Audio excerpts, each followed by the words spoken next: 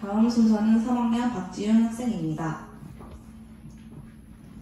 안녕하세요. 해외 현장 실습 발표를 진행할 3학년 박지윤입니다.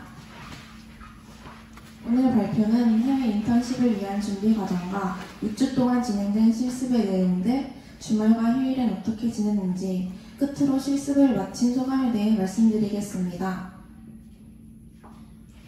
우선 학교에서 해외 현장 실습 선발 공고를 통해 모집을 시작합니다.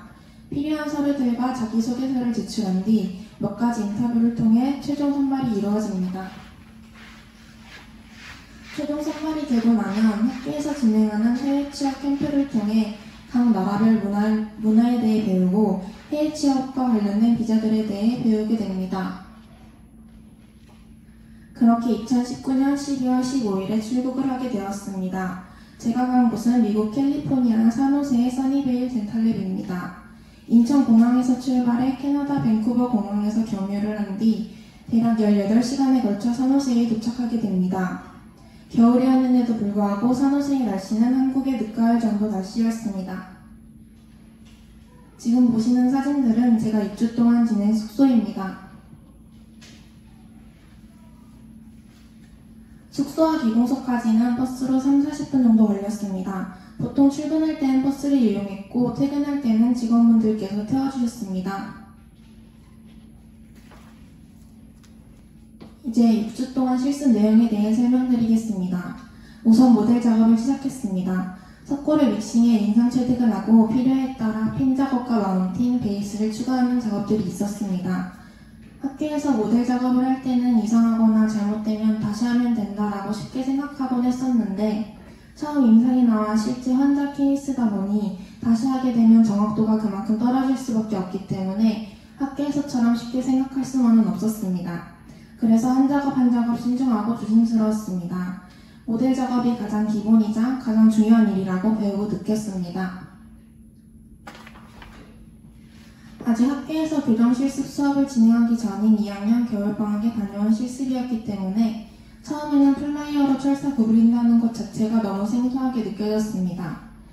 처음 밴딩 시작했을 땐 영플라이어를 잡는 것조차 어색했지만 빨리 익숙해지면 실제 케이스를 다뤄볼 기회가 올 것 같아서 거의 매일 3-4시간씩은 와이어 밴딩 연습을 했고 밴딩한 와이어를 레진 작업과 폴리싱을 통해 완성시켜 부족한 부분들과 점차 나아지는 모습들을 확인했습니다.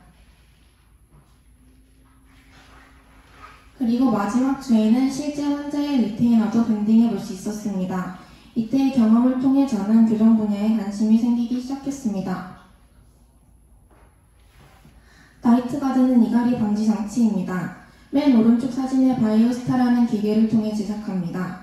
기계를 통해 찍어낸 후에 폴리싱하는 과정을 거쳐 최종 완성하게 됩니다. 나이트 가드는 이름처럼 이갈이 방지를 위해 착용하기 때문에 밤에 잘 때 착용합니다. 미국에서는 임플란트 시술 후 마모 방지를 위해서도 많이 착용하는 분위기입니다.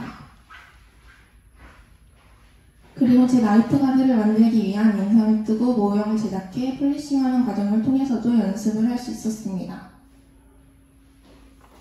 시간이 날 때마다 웍스업 연습을 통해 치아 형태를 익혔습니다. 또한 한국에서는 FDI나 팔마의 약보를 주로 사용하는데 미국에서는 유니버설 시스템을 사용하기 때문에 처음엔 낯설고 헷갈렸지만 금방 익숙해졌습니다.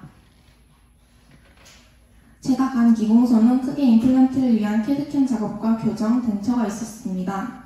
그래서 3CA 프로그램을 이용한 캐드캠 작업도 많이 해볼 수 있었습니다. 처음엔 프로그램 자체도 낯설었고 심지어 영어로 되어 있어 쉽지 않았지만 많이 하다 보니 금방 익숙해져서 많이 도와드릴 수 있었습니다. 스캔 작업을 통해 모델 작업이 중요하다는 것을 다시 한번 깨닫게 되었고 디자인과 밀링 작업을 배우며 캐드캠에 대해서도 흐름을 배울 수 있었습니다. 사고나 피치 못할 사정으로 전치 임플란트를 해야 하는 경우가 있는데 그럴 때 상실된 전치 부분을 심리적으로 회복시켜주기 위해 부분 임시 위치를 제작합니다. 제작법은 리테이너 제작법과 비슷했습니다.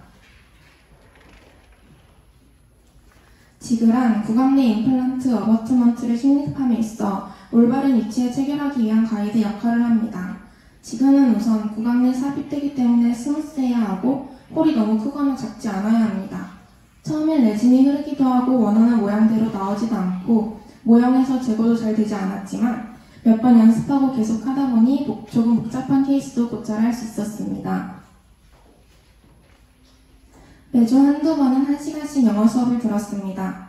기공소는 한국 분들이셨지만 치과에서 일하시는 분들 그리고 대부분의 환자들이 모두 외국인이었기 때문에 영어를 꼭 해야만 하는 상황이 오고는 했습니다.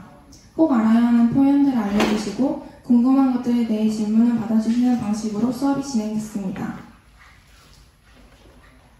그리고 매일매일 영어 보고서를 작성했습니다. 매일 퇴근하고 잠들기 전에는 보고서를 쓰며 하루를 마무리했습니다.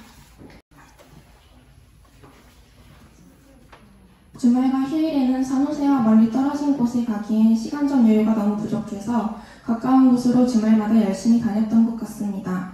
대략 갔었던 곳을 정리해 보았는데요. 가장 좋았던 것은 캘리포니아에 다녀온 것입니다. 칼트레인이라는 기차를 타면 2시간이 조금 안 걸렸던 것 같습니다. 말로만 듣던 금문교도 실제 보고 맛있는 것도 많이 먹었습니다. 주말엔 즐겁게 쉬고 평일엔 다시 열심히 일하며 지냈습니다.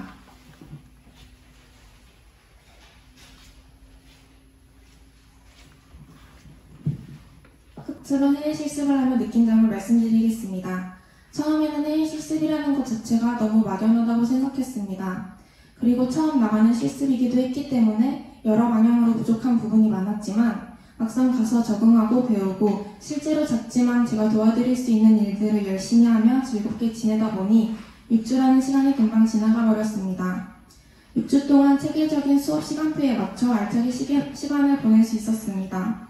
그리고 좋았던 것은 치과와 근접해 있기 때문에 환자에게 불편한 사항이 생기면 즉시 확인할 수 있다는 점이었습니다. 기공소에서뿐만 아니라 미국의 환경을 통해 많은 것을 경험할 수 있는 기회였습니다. 6주라는 짧은 시간이었지만 조금이나마 관점과 사고가 넓어지는 것을 느낄 수 있었습니다. 저는 제가 다녀온 기공소로 내년 1년 동안 제2연비자로 돌아갈 예정입니다. 그곳에서는 교정이라는 분야에 처음 관심이 생겼고 다시 돌아가서 교정 파트를 맡아 하고 싶기 때문입니다.